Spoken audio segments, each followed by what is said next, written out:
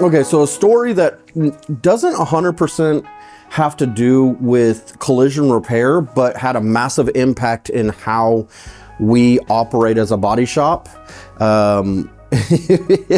is and when we had, I think it was it was Chase, my second child. We had, both Barb and I were violently sick. She was, 9 months pregnant. She goes into labor.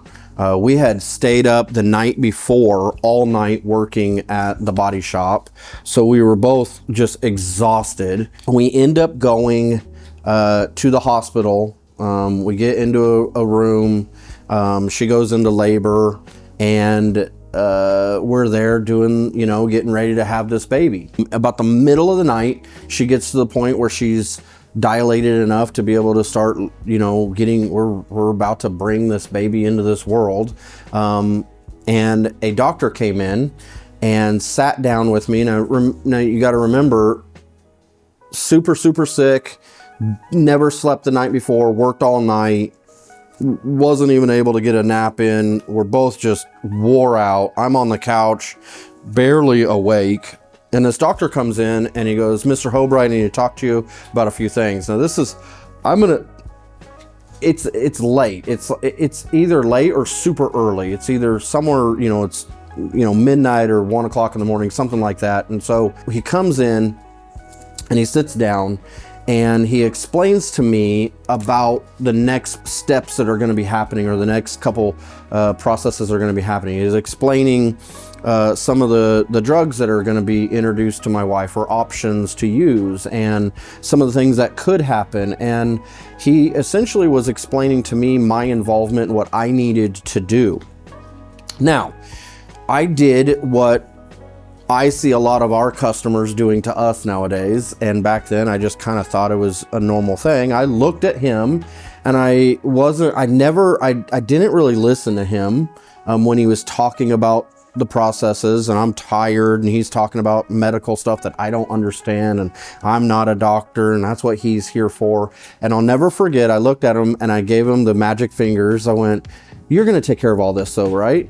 And I'll never forget his reaction. He looked at me dead in the eyes, and he was on a roller chair, I was on a couch. He grabbed my couch and he rolled himself closer, and he looked really close, and he goes, "Mr. Hobright, I am bringing your family, an addition to your family into this world. That is your wife on that table. That is not my wife. This is your decisions that you need to be making. No one can make these except for you. You need to pay attention."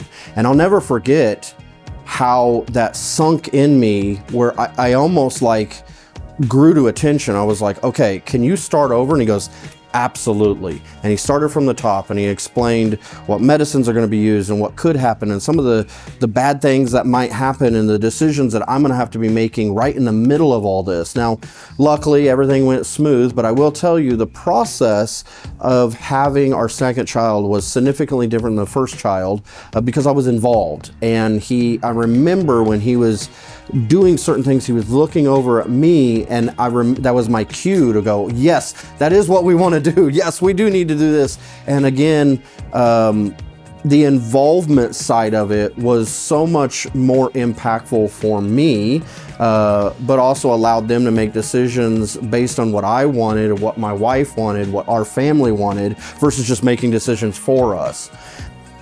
I later took that, weeks later, come into the shop, and I'm talking to a customer about OEM versus aftermarket parts, and about repairing cars correctly, and trying to explain. And they gave me the magic finger. "Well, yeah, but you're the expert. You're going to figure all that out, right?" And we're talking about insurance and what they could pay and what they couldn't pay, and or what they might not pay. And I remember having that key moment of, you know what, from now on I want to operate just like that doctor did for me. I want to give that opportunity to that person to understand that we're not going to make decisions behind your back like most body shops do. Most body shops are picking the path of least resistance, simply just to make life easier. And it's more financially advantageous to run that direction. But for me, it gave me the opportunity to look at that person and go, sir or ma'am, this is your vehicle.